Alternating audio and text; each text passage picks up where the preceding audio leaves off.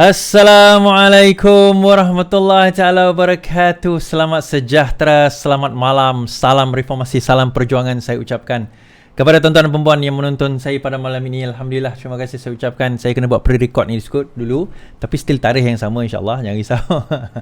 Jadi insya-Allah kita terima kasih tuan-tuan yang terus like, subscribe, terus bersama dengan saya pada malam ini, alhamdulillah.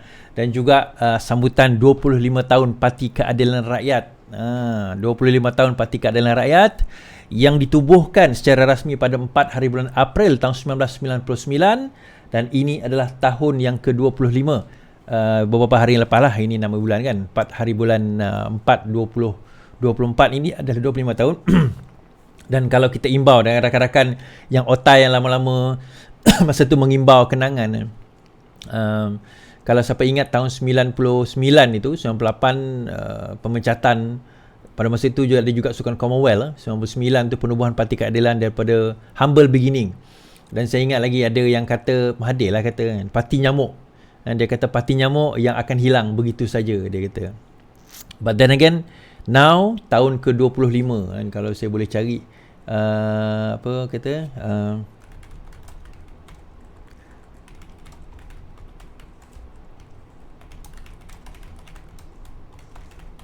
kan kenyataan, tak adalah lama dulu lah ni, tak ada dalam apa orang kata, tak ada dalam berita sekarang ni. Kalau kita nak cari pun tak ada dalam berita lah. Tapi tak apalah, nanti insya-Allah saya ungkap sedikit sambutan 25 tahun ini dan kenapa dia bermakna untuk orang seperti saya dan juga reformis yang lain.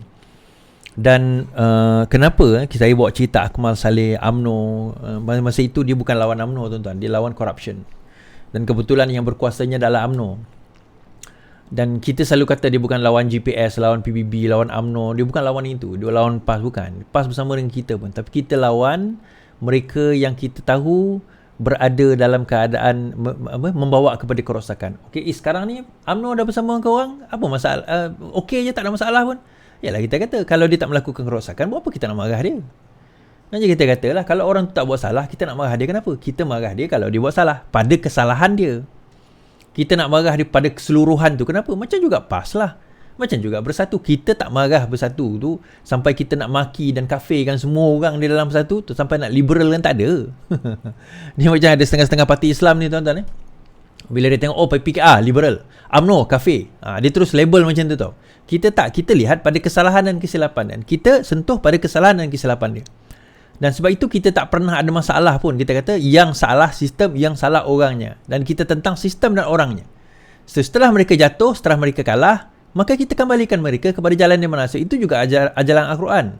Kalau orang kata berkelahi di antara dua saudara, kerja kita adalah mendamaikan.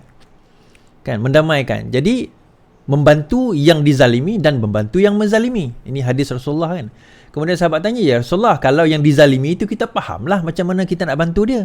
Yalah, dia kena zalim, kita tahulah macam mana. Yang menzalimi itu macam mana kita nak bantu?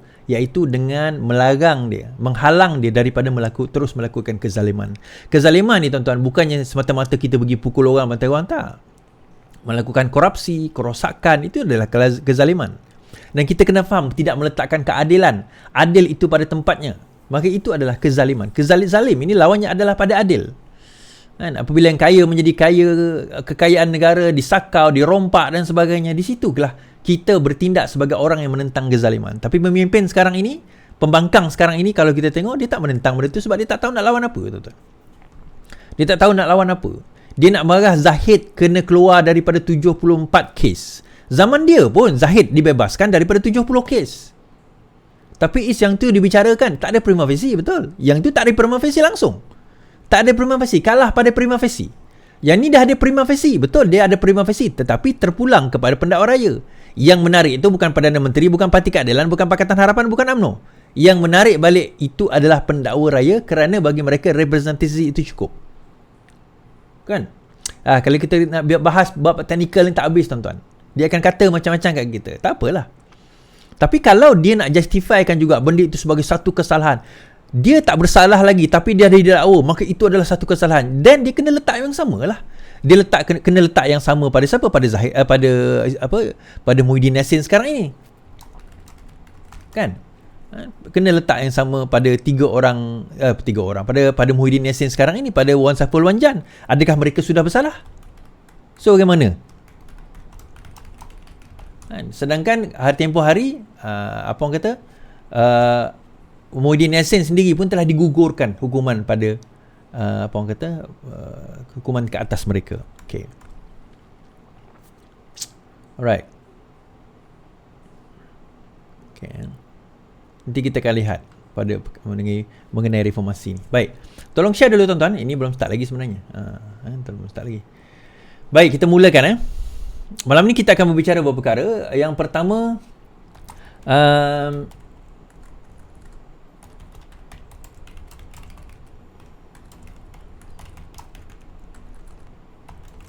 berkenaan dengan Akmal Saleh bakal disekat di Sabah dan Sarawak ataupun tidak, dan juga didakwa di bawah Akta Hasutan. Hassan Karim tawar diri untuk jadi peguam kepada UMNO. Anwar Ibrahim berkacamata kerana allergic. MCCBH multi council faith multi faith council whatever lah, salah tafsir RU 355. 3 pemimpin PAS didakwa. Baik, kita mulakan dengan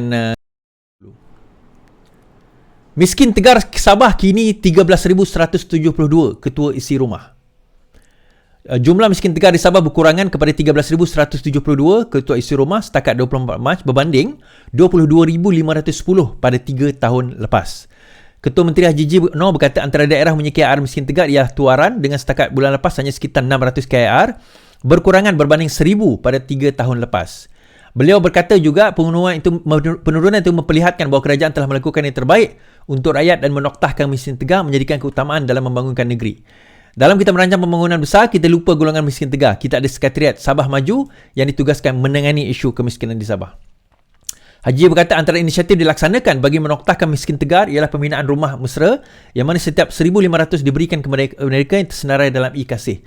Setiap DUN diperuntukkan 20 rumah. Jadi sekarang sudah 3,000 rumah diberikan kepada golongan miskin Tegar yang ada dalam senarai e-kasih. Maknanya kerajaan memang memandang serius masalah miskin Tegar dan berusaha membantu melalui pelbagai cara. Bukan saja bantuan rumah, malah perniagaan kecil-kecilan supaya statistik mereka dapat diturunkan. Now, saya tak nak data daripada Sarawak. 3 negeri termiskin di Malaysia adalah Sabah yang mempunyai, bukan termiskin, negeri itu tak miskin, negeri itu kaya. Sabah Sarawak ni negeri kaya. Tapi 3 negeri yang mempunyai bilangan miskin dan miskin Tegar terbanyak di Malaysia adalah antaranya Sabah, Sarawak dan juga Kelantan. So statistik daripada Sarawak saya tak tahu lagi dan mungkin tak keluar lagi. Dan padu itu sebenarnya antara benda yang akan nanti memberi akurasi, satu jumlah yang tepat atau at least pun hampir tepat. Sekarang ini penduduk Sarawak 900,000, hampir sejuta telah mengisi padu. Walaupun tak mencapai 50%, tetapi itu satu data yang signifikan sebenarnya. Untuk kita nak melihat bagaimana keadaan tersebut. Kenapa miskin Tegar ni wajib kita tentang, tuan-tuan? Now, bila kita bercakap soal pembangunan, soal negara berpendapatan tinggi, kita tak boleh meninggalkan rakyat sehingga ada yang tertinggal dari segi pendapatan. So kita bercakap tentang miskin Tegar ni. Miskin Tegar erti kata mereka tidak cukup even daripada perkara asas seperti makan, minum, pendidikan, kesihatan dan sebagainya. So perkara-perkara asas ni menjadi parameter untuk menyatakan mereka tidak ada kecukupan dalam perkara tersebut. So kalau ini masih berlaku di dalam negeri yang kita gelar sebagai negeri maju atau negara berpendapatan tinggi, jadi sebenarnya kita telah gagal sebagai sebuah negara kerana tidak berjaya menyelesaikan. Baik kita telah Mak Anwar dan Rafizi kata akan menoktahkan. Betul, kita akan kata kita cuba menoktahkan. Adakah dia satu janji yang akan selesai dalam masa 1 tahun? Tidak. Tetapi tuan-tuan nampak tak signifikan daripada 20,000 turun kepada 13,000 ketua isi rumah yang mula pendapatan mereka meningkat. Nah bayangkan kalau rate ini, kadar ini berterusan for the next 4 to 5 years.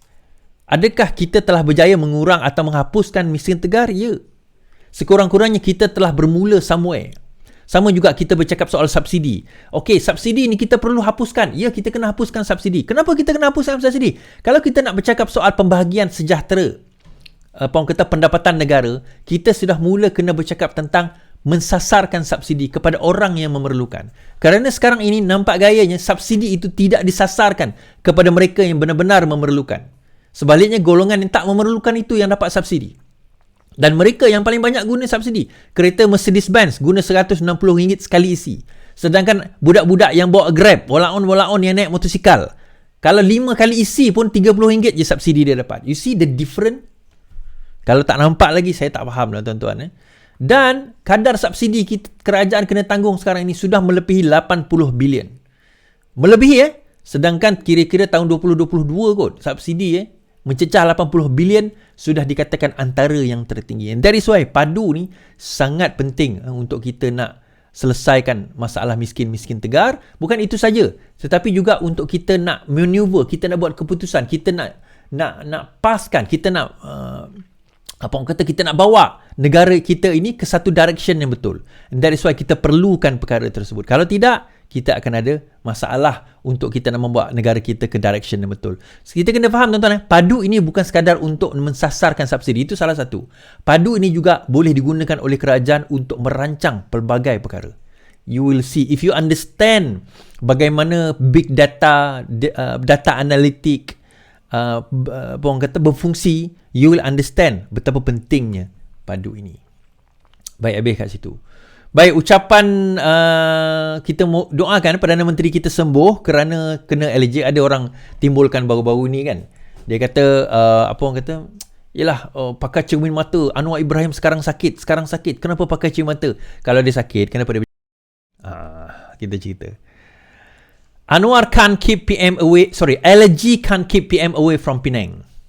Datuk Seri Anwar Ibrahim has kept his promise to visit Penang even though he was suffering from allergic reactions. So, itu dia pakai cermin mata. Yet, despite his face, hands and eyes being affected, the Prime Minister arrived around noon yesterday to join the congregation at Masjid Al-Huda in Sungai Arah Bayan Lepas for Friday prayer. He was sporting dark glasses throughout his one-day trip in Penang. Both of his eyes affected. He was advised to get some rest actually, says an aide. Despite his tight schedule, Anwar also dropped by Komta at about 2:30 to meet Penang Chief Minister Chow Kon Yew. The meeting to discuss development in the state lasted until 4 p.m. Among the items on his itinerary were taking part in Madani Bubur Lambu event at the Masjid Kubang Semang in Bukit Mertajam, a walkabout at the Pasar Awam Ramadan Bazaar in Seberang Jaya, and the state level buka puasa event at University Technology Mara Penang in Permatang Bau. So earlier yesterday, Anwar also attended signing ceremony between Amanah Raya and SPNB in a strategic deal for Rumah Mesra Rakyat to receive legacy planning product. So kalau kita tengok kat sini, Datuk Seri Anwar Ibrahim sekarang ini memang ada masalah alergi. Saya dah tahu dah benda. Tapi ada orang gunakan isu ni lah tuan-tuan. Tapi tak apalah, dia nak gunakan isu ni, dia nak kutuk Anwar, itu lantak dia. But to show you tuan-tuan, berita tadi, kalau kita nak tengok berita ni bila tuan-tuan, berita ni 6 April hari ni. 4 hari lagi nak raya. 4 hari lagi nak raya, Perdana Menteri dalam keadaan dia sakit. Allergic, boleh dapat MC, dia boleh excuse himself. Dah dapat MC pun daripada doktor. Yet dia penuhi undangan, dia pergi jumpa rakyat, dia pergi negeri-negeri untuk memastikan kerja dia berjalan. Kalau ini bukan pemimpin yang benar-benar nak memajukan negara ini dengan cara, walaupun jeopardize dia punya kesihatan sendiri, saya tak faham lagi mentaliti walaon dan juga pembangkang yang menghina dan mengutuk beliau. Kan? Menghina, mengutuk. Dia tak boleh nak kenakan dalam bab-bab polisi ni, sebab dia tak tahu polisi Datuk Seri Anwar Ibrahim nak tentang macam mana. Polisi dia nak tentang macam mana. Kan? Macam mana kita nak tentang polisi Anwar Ibrahim? Semua polisinya mengarah ke arah yang baik. Menteri-menterinya bekerja sebaik mungkin. Mungkin tak adalah perfect, tapi sebaik mungkin. Ni yang dulu saya cakap, kita ni tanah kita bagus, kenapa kita tak tanam bawang? Kenapa kita mesti import bawang? Rupanya memang selama ini bawang kita import. Orang kata mustahil boleh tanam bawang. Ini Menteri Anwar Ibrahim, di bawah Anwar Ibrahim, Mak Sabu, orang kata macam. Tuaian pertama bawang Malaysia 2.3 tan. Perak menjadi negeri pertama di Malaysia berjaya menuai hasil bawang tempatan jenis BW1, membabitkan berat sebanyak 2.3 tan di atas tanah seluas 0.6 hektar. Lebih kurang 1 ekar lebih lah. Dengan pengeluaran 2.3 tan, tuan-tuan. Dan saya tengok Perak menjadi negeri pertama. Saya tengok apa orang kata video ini, dia kata bahawa untuk tanaman bawang ini mengambil masa kira-kira 60 ke 70 hari, lebih kurang 3 bulan saja. 2 bulan saja. Pertama di Malaysia berjaya menuai hasil bawang tempatan jenis BW1 membabitkan berat sekitar 2.3 tan di Kampung Ladang Bikap. Timbalan Menteri Pertanian dan Keterjaminan Makanan KPKM Dato' Arthur Joseph Kurup kata, projek kerjasama dengan Jabatan Pertanian Negeri itu sebelum ini dilaksanakan secara 3 fasa di kawasan seluas 1 hektar, menyasarkan pengeluaran hasil kira-kira 4 tan metrik setiap hektar. Beliau berkata pada majlis tuaian hasil projek rintis tanaman bawang secara besar-besaran baru-baru ini. Dalam pada itu, katanya semua hasil pengeluaran itu akan dipasarkan oleh Lembaga Pemasaran Pertanian Persekutuan Fama ke mana-mana lokasi yang mempunyai permintaan tinggi.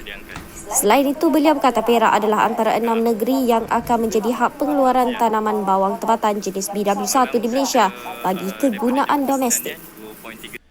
Kegunaan domestik. Selama ini kita dok anggap bahawa bawang ni kita kena import daripada India, daripada China, daripada negara lain. Kita dok anggap macam tu. Tapi kita tak realize sebenarnya negara kita boleh tanam. And now kita telah menghasilkan. Now this is 2 tan dalam hasil tuaian pertama. Now imagine now dia dah, ini eksperimen lah, POC lah, proof of concept dahulu. You see, ini kerajaan yang bekerja untuk memastikan bahawa masalah itu diselesaikan.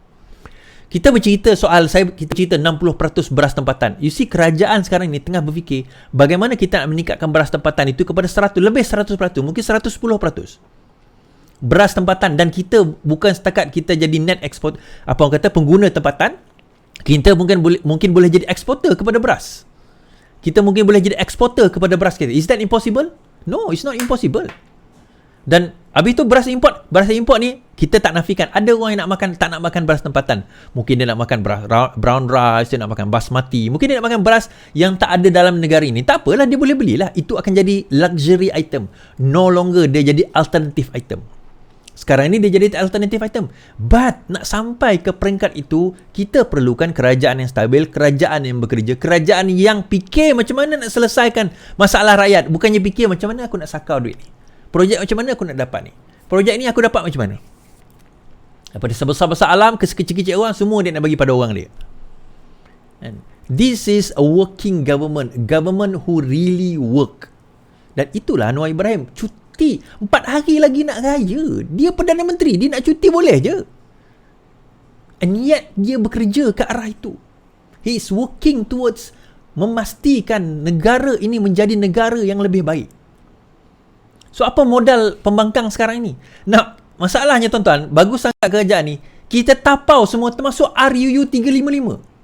Sebenarnya, kerajaan sekarang ini dalam usaha meminda RUU 355. Pindaan itu sehingga kan Multi-Faith Council buat respon tempoh hari. Mengatakan mereka takut dengan pindaan tersebut hudud boleh dilaksanakan dan sebagainya. Ini jawapan Menteri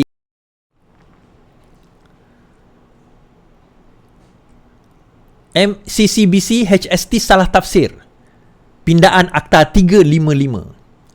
Kenyataan Majlis Perundingan Majlis Agama Buddha, Kristen, Hindu, Sikh dan juga Tao yang mengatakan cadangan pindaan Mahkamah Syariat 1995 tidak perlembagaan disanggah oleh Muhammad Naim, Menteri Hal Luar Agama.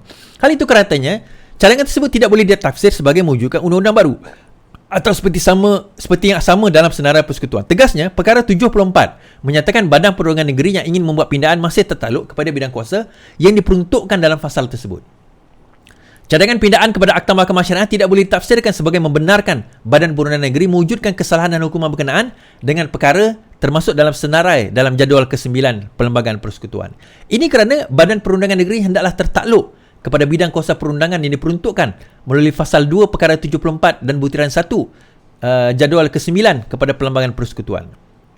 Pada 14 Mac lalu, MCCBCHST menggesa Peguam Negara campur tangan terhadap langkah Kelantan menggubal semula peruntukan enakmen jenayah syariah yang dibatalkan oleh Mahkamah Persekutuan.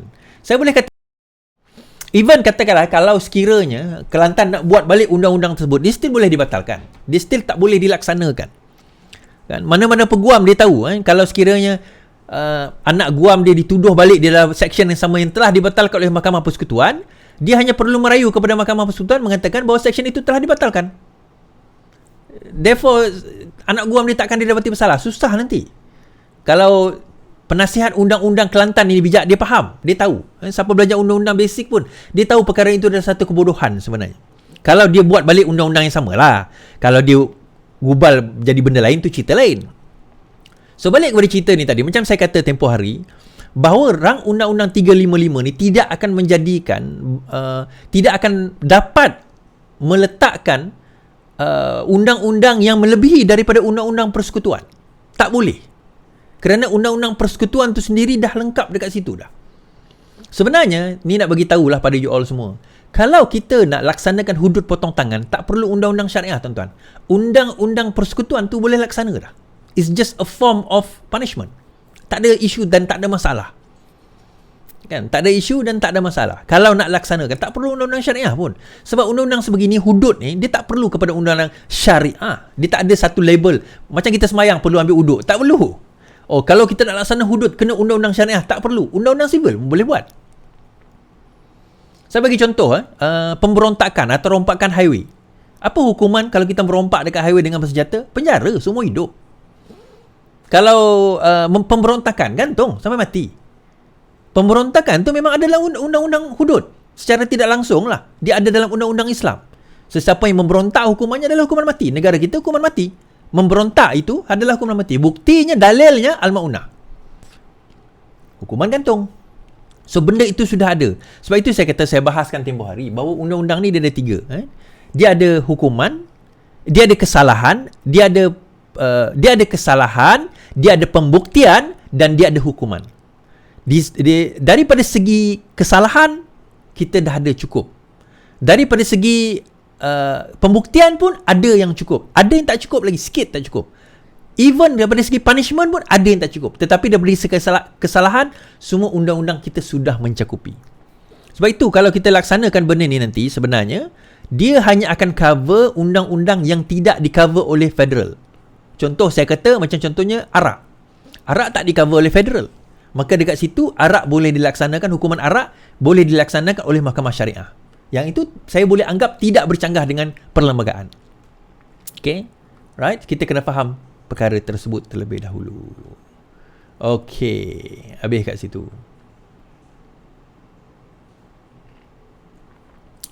Alright.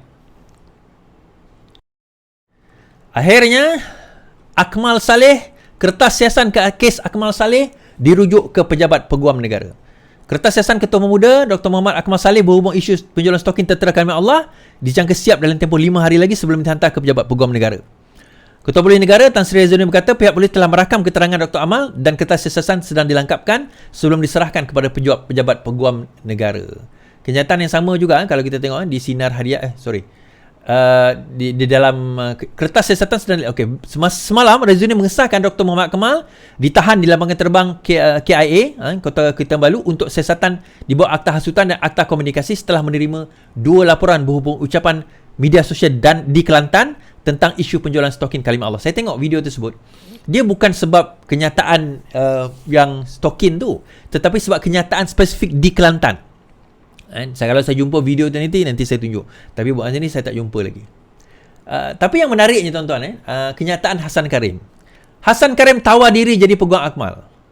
Ahli Parlimen Peguam dah Hasan Karim menawarkan diri menjadi peguam bela jika diheret ke mahkamah. Oleh kerana saya secara peribadi telah pernah disiasat dituduh Akta 41 dan mengetahui betul zalimnya akta hasutan tersebut. Maka sebagai seorang peguam yang mau melihat akta hasutan dimansuhkan, maka saya dengan suci hati dan menawarkan diri jika Akmal bersetuju menerima tawati sebagai salah seorang peguam bela dalam pasukan Akmal.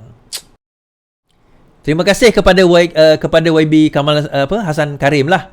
Dulu sebab membela saya juga. Cuma alangkah eloknya kalau Hasan Karim pun cakap benda yang sama kepada saya kan.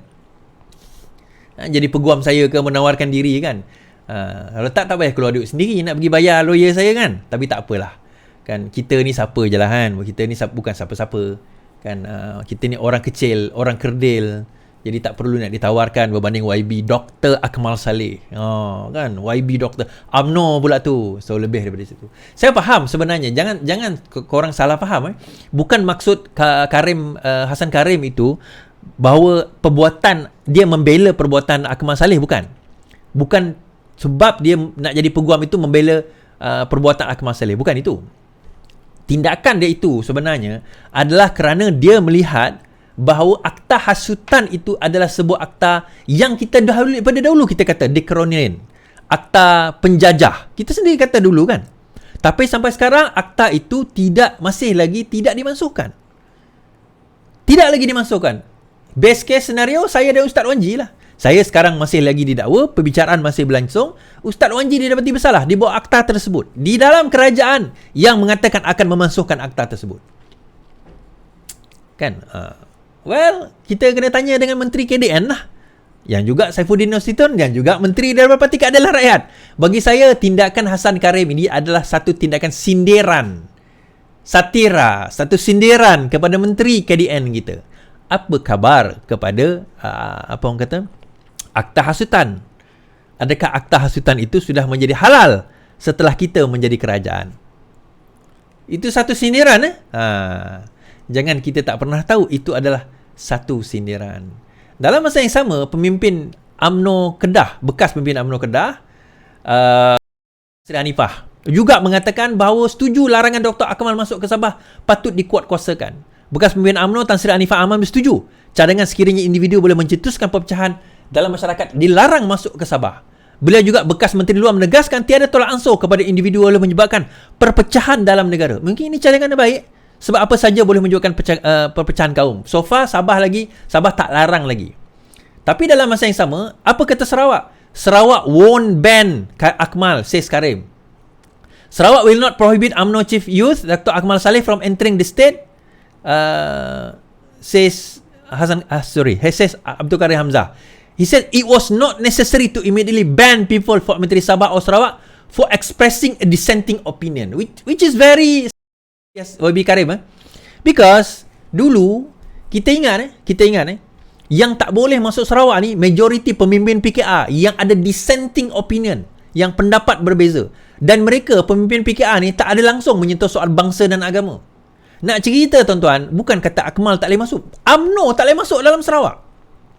Saya tahulah kawan-kawan saya dulu antara orang yang nak bawa UMNO masuk Sarawak, orang Sarawak juga, tapi mereka terus kena ban oleh PBB.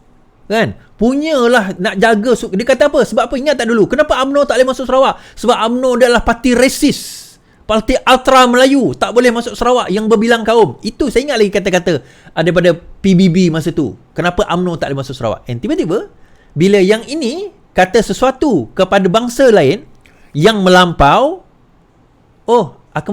Karim Hamzah kata, tak perlu nak ban. Sebab hanya kerana dia ada perbezaan pendapat.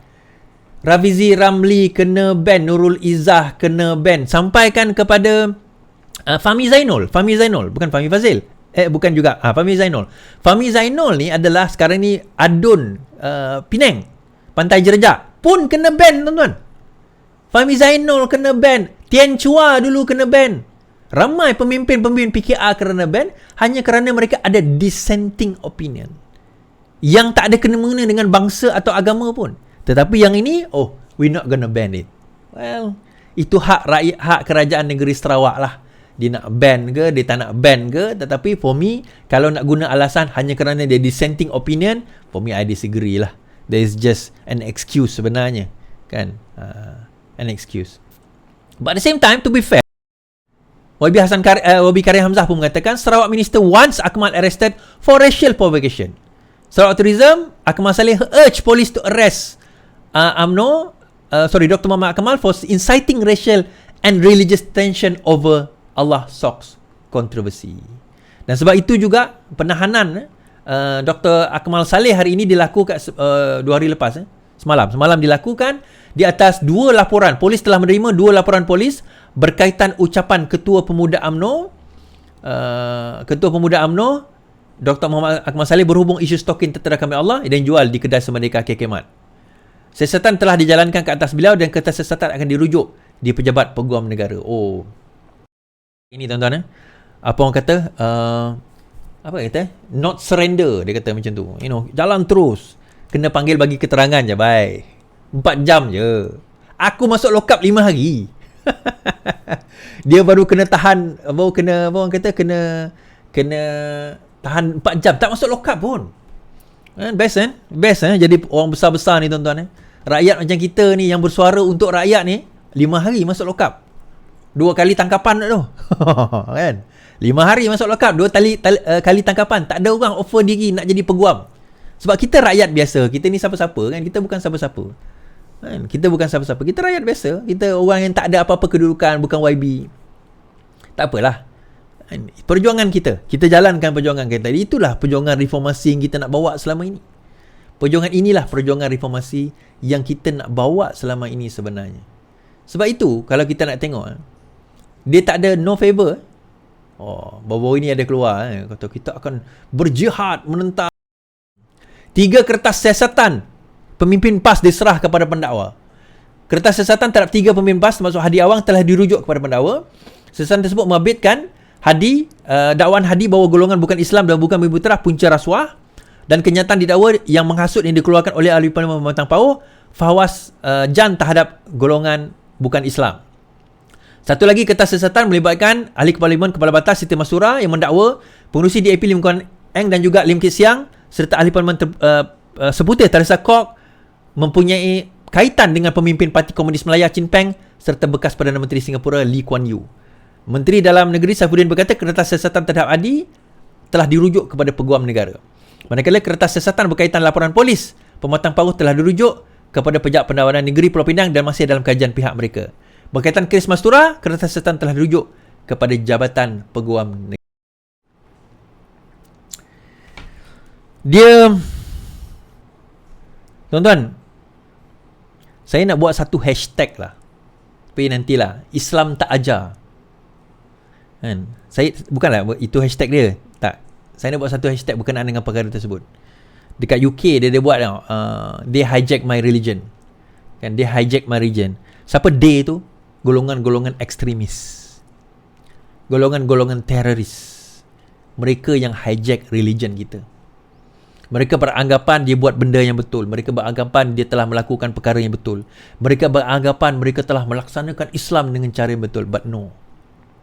Dia ambil Islam tu daripada konteks dan luar konteks. Baru-baru ni saya dengar jawapan Mufti Perlis yang saya tak setuju. Dia komen balik bila orang tanya berkenaan dengan isu kafe kan. Tuan-tuan boleh dengar dalam YouTube sendiri. Dia kata bahawa saya hanya komen kerana perkara itu tidak diucapkan. Umpamanya orang tu tak skodeng, dia kata, dia cerita. Orang tu tak skodeng, tiba-tiba kita katakan dia, janganlah kamu skodeng. Padahal orang tu tak skodeng pun. Ataupun orang tu tak pergi mencuri, kita kata janganlah kamu mencuri. Padahal orang tu tak mencuri pun. Dia nak refer, dia kata orang tak cakap pun yang orang bukan Islam tu kafir. Dia kata macam tu. Orang tak cakap pun yang bukan Islam itu kafir. Tapi kita yang menganda-gandakan perkara tersebut. Yang pertama, video, kalau Mufti Perlis faham, video itu adalah video tertutup. Dia menyampaikan satu konteks yang panjang. Out of all the people in Malaysia, saya rasa Mufti Perlis yang paling faham konteks. Bila kita bercakap dalam satu-satu perkara, kita tak boleh ambil sebahagian. Kita kena tengok keseluruhan. Mufti Perlis saya banyak rujuk apabila orang antara lain pergi bantai Ibn Taymiyah.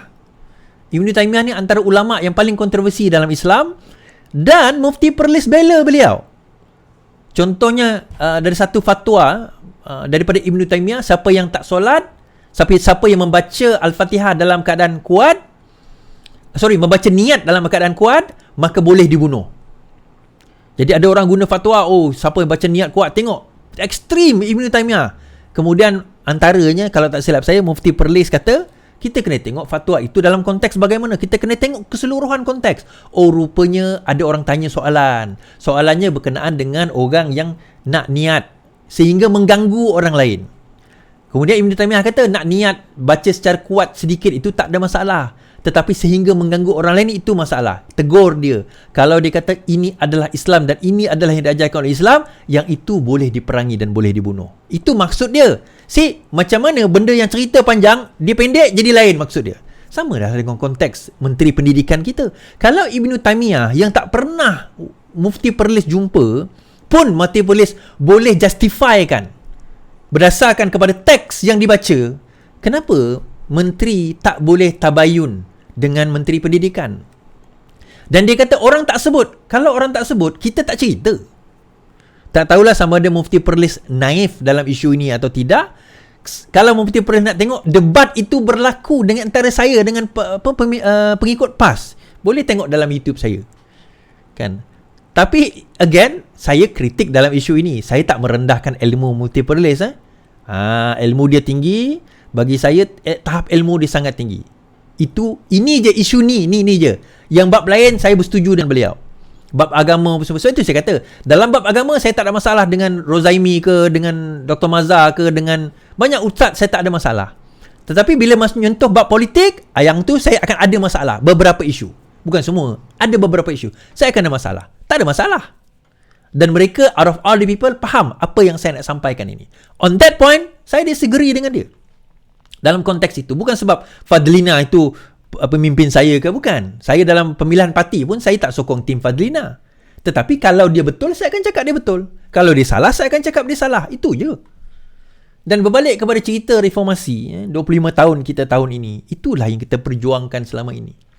Bila kita sebut tentang keadilan, tuan-tuan, adil itu bukannya kita membela orang kita kerana dia salah. Walaupun dia salah. Kita bela dia walaupun dia salah.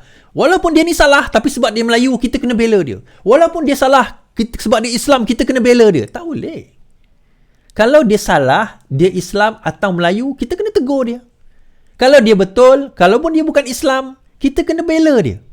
Sebab itu hadis Rasulullah SAW, apabila hendaklah kamu membantu orang yang membantu orang yang dizalimi dan orang yang menzalimi. Sahabat kata, kalau sekiranya yang menzalimi, yang dizalimi itu, kita fahamlah.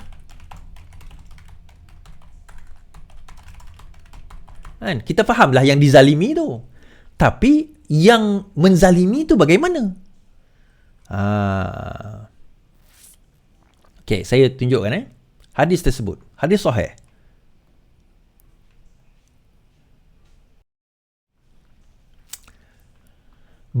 Daripada Anas bahawa Rasulullah bersabda, bantulah saudaramu yang zalim dan juga yang dizalimi. Hadis riwayat Bukhari 2263, 2264, 2438. Sebab urut sebab penurunan hadis ini diriwayatkan oleh Imam Ahmad dan Muslim daripada Jabir dan Abdullah. Beliau berkata, telah bergaduh atau berkelahi dua orang budak. Seorang daripadanya Al-Muhajirin dan seorang lagi Al-Ansar. Telah berkata budak daripada Al-Muhajirin, pembelaan untuk Muhajirin. Manakala telah berkata budak daripada Ansar, pembelaan untuk Ansar. Maksudnya, dia panggil geng-geng Muhajirin lah. Yang geng Ansar ni panggil geng dia. Lalu Rasulullah keluar dan bersabda, tidak, melainkan jika dua hamba ini memukul pada yang lain. Maksudnya kalau dua ni bergaduh, gaduh kawan dua je lah. Jangan panggil orang lain. Lalu Rasulullah bersabda, tidak mengapa, bantulah saudaramu yang zalim dan juga yang dizalimi. Adapun yang zalim itu, bantulah dia dengan cara menegahnya, dan yang dizalimi pula, bantulah dia daripada kezaliman tersebut. Arti kata, tuan, kalau yang dizalimi itu kita fahamlah macam nak bantu. Tapi yang menzalimi itu macam mana? Dia kata kita cegah dia daripada perbuatan tersebut. 25 tahun ini itu yang kita lakukan. Bila tahun 2008 dahulu kita menawarkan, contohnya pada waktu itu PTPTN percuma, minyak RM1.50. Sekarang ini golongan yang menolak kita pada waktu itu. Sekarang ini tiba-tiba jadi yang terpaling nak menuntut balik royal, apa orang kata, janji tahun 2008 tersebut, 2013. Kita kata minyak dah turun, itu satu hal. Tetapi 2008 itu pada kadar tahun 2008. Dan kita tahu mereka sebenarnya nak menuntut itu bukan sebab apa, dia nak fairly je. Dia tak ada hujah, saya kata. Dia tak ada modal nak kenakan kita. Itu saja. So 25 tahun ini kita menyaksikan jatuh bangun. Tahun 99 kita hampir menang. Malah Taib Mahmud hampir kalah, tuan-tuan.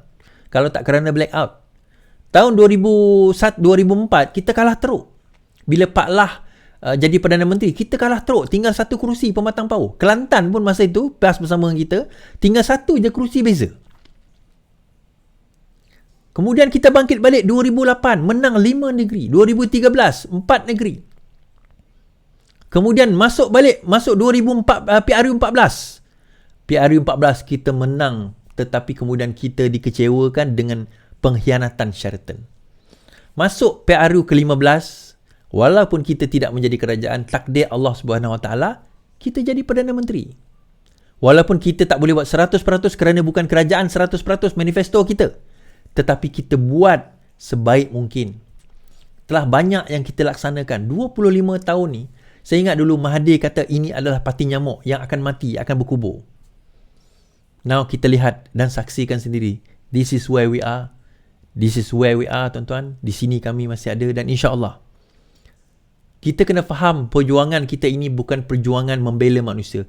Parti Keadilan bukan diwujudkan untuk membela Anwar Ibrahim. Anwar Ibrahim itu adalah simbol kepada kezaliman. Ingat tadi, iaitu kita kena bela orang yang dizalim dan juga orang yang menzalimi. Yang menzaliminya adalah Mahathir Mohamad. Kita, macam mana kita nak membela orang menzalimi? Kita cegah dia sampai dia berhenti. Sebab itu, bila UMNO bersama dengan kita sekarang ini, UMNO juga pernah bersama dengan PAS. Mereka menzalimi. Tetapi bila saat mereka berhenti, kita berhenti. Kerana mereka sudah menghentikan kezaliman tersebut. Najib telah ditangkap, Rosmah telah dibicarakan dan didapati bersalah. Kan? Muhyiddin Yassin telah ditangkap dan sedang dibicarakan. Syed Saddiq telah ditangkap dan sedang dibicarakan, telah pun didapati bersalah. Itu cara kita mencegah dan membela orang yang menzalimi. Menzalimi dia, tuan-tuan, tak semestinya dipukul kita macam konteks hadis tadi. Menzalimi ni juga apabila zalim lawan kepada adil. Apabila telah mereka tidak berlaku adil kepada kita. Adil itu meletakkan sesuatu pada tempatnya. Kita tengok Datuk Seri Anwar Ibrahim dengan mata sakit, angan alergik. 4 lagi hari nak raya, beliau pergi ke Pulau Pinang melakukan urusan rasmi. Tak ada alasan untuk kita kata tak bekerja. Padahal dia dah dapat MC dah. Doktor bagi MC, suruh dia rehat. Kita dah baca tadi. And yet, dia masih ada di lapangan. Kerana apa? Itu adalah tekad seorang manusia bernama Datuk Seri Anwar Ibrahim yang mahu melihat rakyat kita menjadi lebih maju, lebih baik. Rafizi Ramli, bila dia buat padu, dia melihat menjawab persoalan bagaimana kita nak menyelesaikan masalah subsidi yang semakin bertambah dan bocor banyaknya kepada bukan sasaran rakyat yang memerlukan. Kerajaan kena tanggung dan bayar subsidi kepada orang-orang kaya, kepada foreigner, kepada orang luar, kepada pelancong-pelancong yang datang hanya sekejap. Sedangkan rakyat-rakyat yang memerlukan langsung ataupun bukan langsung, dalam keadaan yang sangat kurang mendapat subsidi. So Rafizi fikirkan formula untuk selesaikan. Itu formulanya. Orang Perli dia formula. Mana formula Puan Azhar Karshi? Ini formula gagal, ini formula gagal. Soalan kita, formula kamu apa? Kamu pegang jawatan tinggi, adun lagi, jawatan tinggi dalam UMNO. Tetapi satu haprak pun otak kamu tak boleh pakai. Satu benda pun otak kamu tak boleh pakai. Kamu boleh cakap formula orang gagal, fine. Kalau formula dia gagal, apa formula kamu? Langsung satu apa butir pun kita tak dengar daripada Puan Azhar Karshi. You see, tuan-tuan,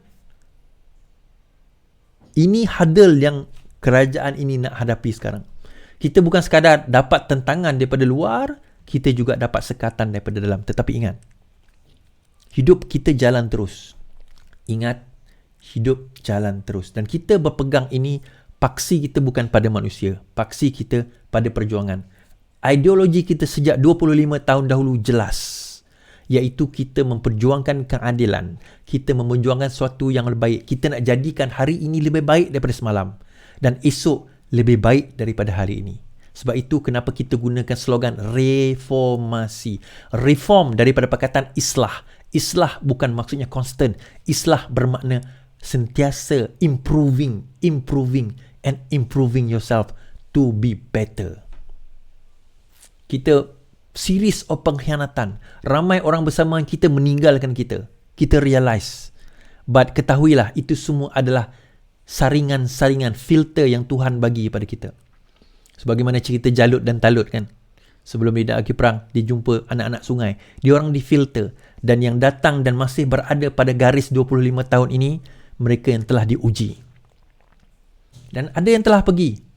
Kita sedekahkan Al-Fatihah kepada mereka, kita doakan yang baik kepada pejuang-pejuang yang telah pergi. Namun, ini bukan pengakhiran. Ini baru permulaan. Dan untuk mereka-mereka yang berprinsip, yang tahu berfikir, saya sarankan untuk pergi ke kelas ini, tuan-tuan. Critical thinking. Kita nak lahirkan anak-anak muda. Kita nak lahirkan watak-watak yang boleh berfikir. Mungkin mereka tak apa. Tetapi kalau mereka suatu hari nanti memegang jawatan tinggi, memegang kedudukan, kita nak mereka seseorang yang boleh berfikir, boleh membuat keputusan dengan baik. Kan? Ramai yang kan, boleh kontak atau WhatsApp nombor Ana ni. Sama ada telah register. WhatsApp nombor Ana. Dapat borang nanti, bayarannya RM250. Ingat tuan-tuan, perjuangan ini belum selesai. 25 tahun ini baru bermula. Sekian daripada saya. InsyaAllah pada 28 hari bulan April, cabang Petrajaya akan mengadakan sambutan Hari Raya. Untuk itu, saya jemput nanti. Tapi kita akan announce secara official. Selamat malam. Selamat beristirahat. Yang penting, lawan. Tetap lawan. Assalamualaikum.